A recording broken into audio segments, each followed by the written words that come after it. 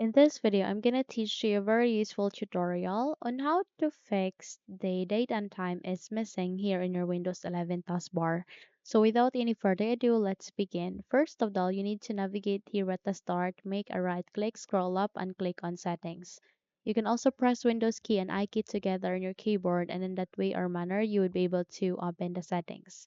Now here at the settings, please navigate on this side and proceed with the time and language section. Click on it. And once you are here, you need to locate for an option called the date and time. So here at the date and time, you need to navigate in this first three options. You can see there show time and date in the system tray. So this option or setting is very important and aligning to what you can see there a switched option. All you need to do is you need to turn that on. In that way, you would be able to fix the problem. And there you have that you just have successfully showed the time and date or the date and time here in your Windows 11 taskbar. Once you are good, close the window and you're good to go.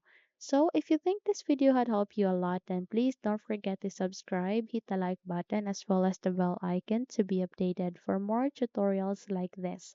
Thank you for watching and have a good day everyone.